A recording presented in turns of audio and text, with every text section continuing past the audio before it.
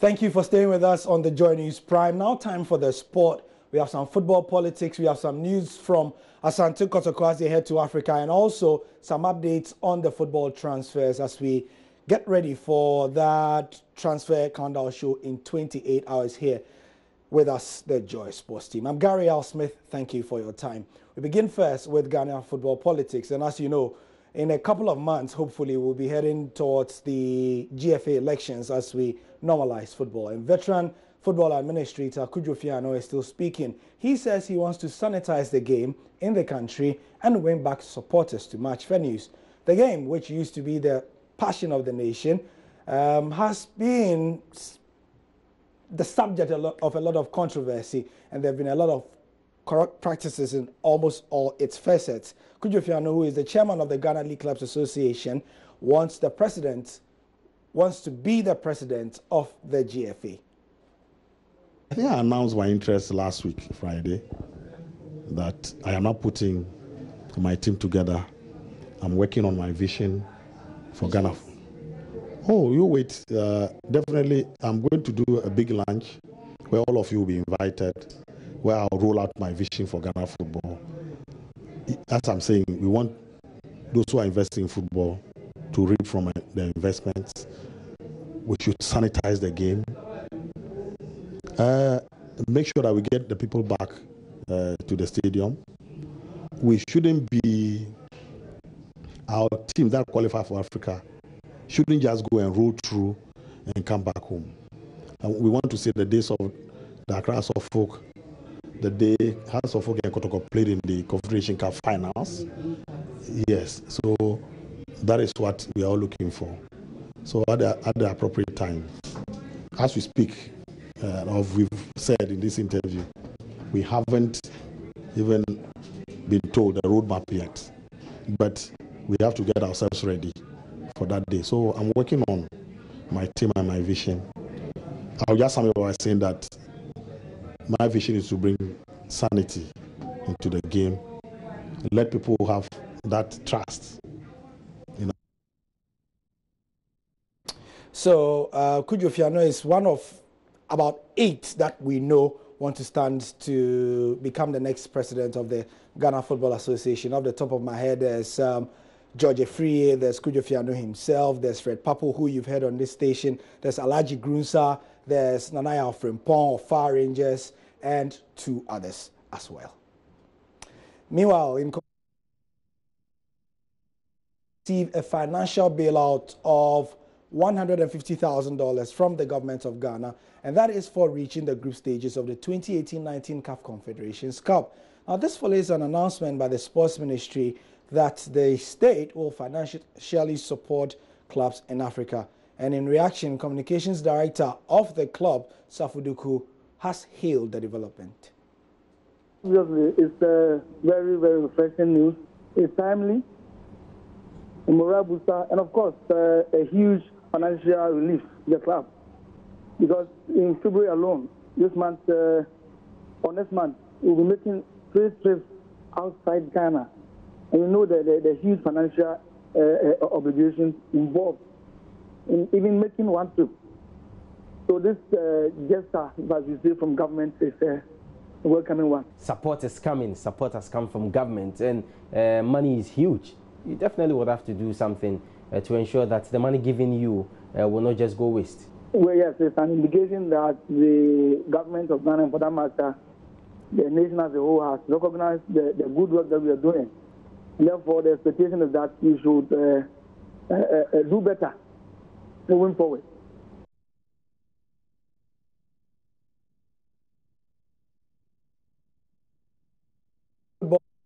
I did mention that Fred Papo wants to be the boss of the Ghana Football Association, and as you know, the association is expected to have a new president once the normalization process is done.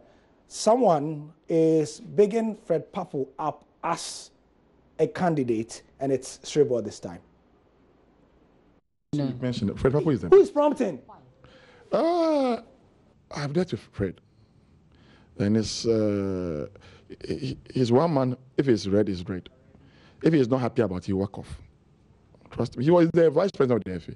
What happened? He left. So I'm surprised that those people who was in the boat. Was he not booted out? Was he not forced to leave? No, he lost an election and he went away. Yeah, because he was criticizing what was going on. You understand? So if you are changing Nyantakyi to bring an apprentice of Nyantakyi to be the free president, Who is the apprentice of Nyantakyi? almost all of them work than Nyantakyi. Check. Alhaji Kwisa was said Ponsan did not work on Nyantakyi, but he said on a committee.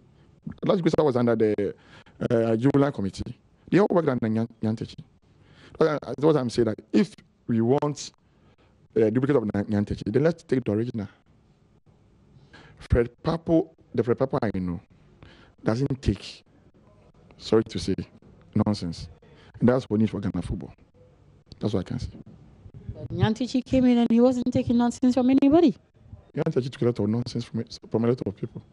That is why this prime committee cases will go to CAS. Which nonsense is more than this one? Yes. But I'm afraid Papo, our case cannot go to CAS because if it's not good, it's do this thing and let's move on. Me, I'm just talking for the interest of Ghana football. And if you want to move Ghana football forward, the people like Fred Papo too. Ghana football. Why are the other people not fit for purpose? George Jeffrey was the direct vice president. He's kicked out of office. Hold on, till when? He started criticizing the system. He never criticized.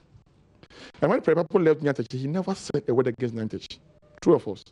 But he also didn't say a word for. He never defended the system. Prepapo did a lot.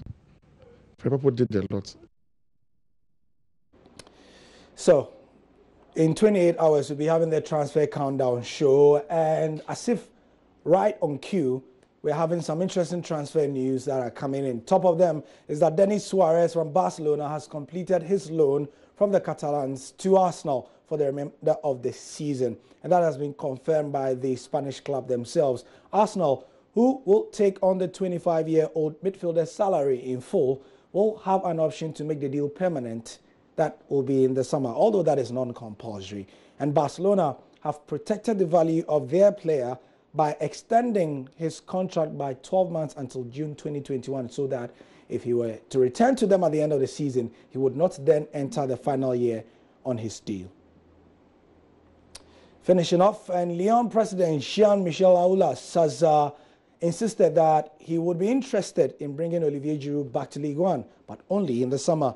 The France striker has struggled for appearances and goals this season, netting once for Chelsea in the Premier League, having made just 6 starts. The Blues completed the loan signing of Gonzalo Higuain last week, and the Argentine's arrival is likely to further limit the World Cup winners' chances of regular first-team football at the Bridge.